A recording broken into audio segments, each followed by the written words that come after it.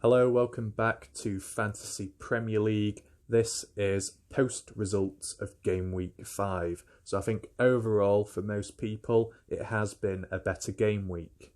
The average points were 60, the highest points 136. Now my results were much better this time round and it's a nice change for once. Progression has been made.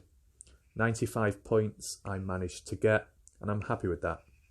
Game week rank 78,000. My overall rank 1 million and something. Whereas before I was nearly rank 2 million. So I am making progress. So to start off, one thing I want to make clear is the reason why the screen is like this is because it's the only way I can record it via mobile. I have tried desktop, but everything is so much more zoomed out and unclear, fuzzy and blurry. So I find it easier to record this way. So, starting off with my goalkeeper, Martinez. Managed to get 9 points, which is really good. Now, I did have him on my watch list in a video I was going to upload, but I didn't in the end. But nevertheless, Martinez managed to get the points in once again. Minutes played, full time. Clean sheets, 1, which is great. 5 saves, which is equivalent to 1 point. So that's great. And he even got bonus points. 2 bonus points as a goalkeeper. That's really good. And overall, if we just check his, form at the moment, his very first debut for Aston Villa, 13 points and a clean sheet and a penalty saved. And then the next game week, clean sheet. Game week after that, not as clean, no clean sheet, but they were facing Liverpool, and yet Martinez still managed to save enough to get an extra point, so he can still, get points in even without a clean sheet. And then most recent 9 points. So I'm comfortable with him, and he was a good price when I got him, 4.5 million, and this is what he's doing. It's great. Now as for the defence, pretty good to be honest. Once again, the Wolves duo partnership, Saiss and Semedo, both managed to get clean sheets, which was really helpful for me. Starting off with Justin, only 2 points, but it's because they lost. Now, yes, there was conflict between Martinez and Justin. Towards the very end, what would have happened, Martinez would have got 9, Justin would have got about 6 points or so, but unfortunately, they conceded, so no clean sheet. He's still cheap play, was much cheaper back then. He's kind of dropped off in form most recently, 9 points, then 7, then 1, then 1, then 2. But, he's cheap, he's playing, and at the moment he's taken over from Pereira, who is injured, so I might as well have him in. I haven't got an issue with a Leicester defender due to his price. Can't go wrong, really. With Robertson, once again, although Liverpool did not win, Robertson managed to, help in points in some way or another. As I said in the past, if he doesn't get a clean sheet, he'll probably get a goal or an assist, and that's exactly what's happened. He managed to get 1 assist, 3 points. He did concede 2 goals, which is -1 point. Now, I don't know if conceding 1 goal will equal -1 point or if it's after 1 goal. Bonus, he got 2 points still, so that's really good. If we look at his form, first game week 4 points, then 6 points, then 10 points, then -1. That was rough because it was obviously against Aston Villa, and now 6 points again. Isn't that really good? So in the first game week, you got an assist, then the second game week, you got a clean sheet, and then third game week, you got a goal, and then last match, you got an assist. So basically, he's doing really well. He's performing better than Trent Alexander-Arnold in terms of points produced, and he is a much cheaper alternative.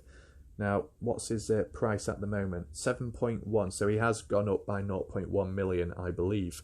If not that, 0.2 million. I don't know if he was 6.9 or 7 million. Nevertheless, he is in form. As far as Saiss and Semedo goes, although Semedo hasn't got a goal or an assist yet, he's got a clean sheet. 2 weeks in a row, which is promising. So we'll see how that continues from there. Now, he is 5.5 million. kind of pricey for who he is, but at the moment he's getting the points in, so I would say he's worth it. Players selected by very, very low. So in a way, it's kind of nice to have him. Someone different for a change, compared to like everybody that suddenly chooses Arnold or somebody chooses Castan or Castagna. As far as Sice goes, you know, he managed to keep a clean sheet too, and he did get a bonus point. And that was like that last game week as well. Sice is slightly better than Semedo in terms of getting points, but they're still, you know, both performing. Sice is cheaper, surprisingly. You know, he has gone up by 0.2 million since the start of fantasy football, I believe. Quite a few people have selected him. In terms of points produced, still pretty good. You know, started off quite well, 15 points, then 1, then 0, which was disappointing. But that was like a weird game week, you know, against West Ham. But then back again with 8 points, then 7 points. So, you know, he can clearly get points in. Now, as for midfielders, here you go. Pretty good. Now, I didn't do an update video, I don't believe, because I didn't really have the time. But I did get rid of De Bruyne. You know, I originally had him for last game week and I think the game week before. But I got rid of him because I found out last minute he was injured. Now, it's a good thing I didn't make, you know, a transfer earlier on, because I would have got rid of Werner. And we'll talk about that very shortly. And it's a good thing I didn't get rid of him. Now, for the midfield, Foden, who I still had in my team, who I was a bit, you know, uncertain about. You know, with not having De Bruyne playing, could Foden cope? And, well, obviously, he could. He got a clean sheet and he got an assist, which is really good, which helped City win. As far as his overall form, he's gone up by 0.1 million. His record so far, 9 points in the first game week, well, for him at least. Then in the third, 2 points, 2 points, now 6. So he might not be that consistent, but for at least now, due to his price, he will do. He got 6 points, that's good. James Rodriguez, unfortunately, once again, I selected the wrong captain. I'm just really bad at it. I just can't select the right person.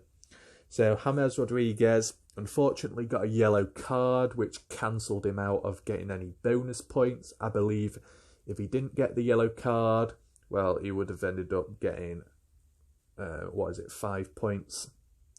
And maybe with the bonus point, 1 or 2, you know, he probably got 12 to 14 points or so, which would have been a lot better, more comfortable. But nevertheless, James Rodriguez, you know, he's definitely gone up. He's gone up by 0.5 million, which is quite a lot. And obviously, quite a few people have got him at the moment. You know, he started off reasonably well. Second game week, 12 points. Third, not so great. Fourth, 18 points. And I did have him in my team then. That's when I first brought him in. So, you know, he has shot up since and stuff. And against Liverpool, 4 points. So, you know, he could have got more in. As for Son, once again, look at all that. 1 goal scored, 1 assist, 1 clean sheet, value of 1, and 2 bonus points. Really good. You know, he's gone up and down, Son. He started off at 9 million, then he dropped to 8.9, and then he went up to 9.1, and now he's 9.3. So he's definitely going up again. Definitely. His form started off poor. That's when I got rid of him. Then he got 24 points, so I brought him back. Then he got 1 point and he was injured. Then I got rid of him. Then he got 18 points. So annoying. And then I brought him back finally, and now he's on 13 points. So at the moment, really good amount of points he's been producing. More than Salah, more than Mane from what I believe, from what I've seen. So that's all good. Now, in terms of the strikers, here we go. Just as good, if not better. Calvert-Lewin, 6 points again. Harry Kane, 16. Werner, 16. Now, I don't think many people will have Werner as captain. You know, most people had Son as captain. So, not too much of a loss. I lost out quite a bit, but that doesn't matter. Calvert-Lewin, 6 points. Once again, getting a goal. Although in the 90th minute, kind of scraped it in. You know, it's still consistent once again. Drastically gone up in price. You know, at first he was about 7.1 million or so, 7 mil. and he's gone up ever since by, what, 0.6 million at least. 54%, half of the population on fantasy football have got him. I'm not surprised. Just look at his form. First game week, 8 points, then 17 points, then 6, then 6, then 6. Scoring in every single match. And in the second game week, 3 goals, a hat-trick, and the odd clean sheet, but that doesn't apply to strikers. So he's done really well. He keeps doing well. You know, if he gets the odd bad performance, it's not going to faze me. I see him as a Robertson, consistent, might have the odd bad days, but will definitely hit back. So I'm comfortable with having him in my team. As for Harry Kane, who I've had for 2 to 3 game weeks, once again, look at that. 2 goals this time, 8 points, and 1 assist and 3 bonus points. Now, although Tottenham did not do well, you know, in the end, because he ended up letting in 3 goals and ended up drawing right at the end. As far as the defence goes, Tottenham, it's not worth having any of those players, even Doherty. I'm glad I got rid of him back then. But as far as the midfield strikers go, you can't go wrong whether to win or lose because they seem to be scoring no matter what. 10.7. He's gone up by 0.2 mil. He was originally 10.5 mil. Now, if we look at his form, first game week, obviously, it was rough, just like Son. Second game week, 21 points. Crazy. Third game week, 5. 16, 16. 2 lots of 16s in a row. That is really, really good. And 4 goals, you know, between the 2 matches combined and 2 assists. That is really good performance. Really good. And last but not least, Werner. Someone who I would have got rid of. I would have missed out on 16 points. And the only reason what stopped me from getting rid of him was because De Bruyne was injured. So by getting rid of De Bruyne, I brought in Son. That got me 13 more points. And by keeping Werner, I maintained 16 points. So altogether, at least nearly 30 or so points, you know, I've gained. So it's kind of got lucky, I guess. Werner managed to get 2 goals, which was crazy, and even an assist. Now, if we look at his form, you know, he's 9.3 million. He started off at 9.5 million. He's dropped by 0.2. Still quite a few people have selected him, probably because people are just hoping, and maybe because of tuning in on the international games. They thought now it was time. And I guess that was true because, you know, I was going to do a video and I made comment at the time that Werner, with scoring a few goals or so, and Havertz as well in that international, maybe it's time. And it looks like it was, because both did reasonably well. The question is, will they continue that? Because next game week they're facing Man United, so that could be a bit rough. Now, we just quickly look at his form. It's been pretty poor, realistically. 5 points, then 2, then 2, then 2. Now, I don't know what position he was playing at when he got the 16 points, because I didn't really watch much of the match. But the reason why he wasn't doing so well at first was obviously getting used to the team, you know, gelling with the other players. And additionally, he was being put and played in the wrong position. He was being played as a winger, I think. So that really messed up his performance. And the same with Havertz, played in the wrong position. So, yeah, that explains that then, I guess. In terms of the subs, I was considering putting James on instead of Justin, but in a way, I'm glad I didn't, because I gained an extra point. Costa and Negrista both played but didn't do much. So, all in all, it's been good for a change. Who knows what will happen next game week? Could be another roller coaster. Quick look at the fixtures, upcoming matches. Aston Villa versus Leeds on a Friday. That could be a key time to maybe invest in getting Grealish or someone within Aston Villa. I've already got Martinez, which I'm happy with, so I might consider the odd Aston Villa player. We'll see. West Ham versus Man City. Another interesting game because West Ham are still fighting back. Now, they faced Tottenham and they obviously ended up getting the 3 goals back, finally drawing.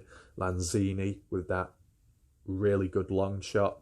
I mean, West Ham have clawed their way back and they seem to be, fighting now. Someone like Man City, who's, struggling with injuries. De Bruyne is injured. I think Laporte now is injured. And then some others here and there. So City have it kind of tough with some of their key players out. So it'll be interesting to see. Then you've got Fulham and Crystal Palace. Could be a key time as well to maybe invest and look into getting maybe Zaha, because Zaha's doing quite well, at least getting the odd one goal in at least per game or so. And it's still a reasonable price. Maybe take out Foden for Zaha, maybe, or take out Foden for Grealish. I guess we'll see. Then we've got Man United versus Chelsea. Definitely going to be tough. I've got Werner in my squad. That's the only Chelsea player I've got. I haven't got any United players. So I should be okay. If I really feel like it, depending how things go, depending how they do against, is it PSG? I don't know when that is. I don't know if they've already played. It might be too late.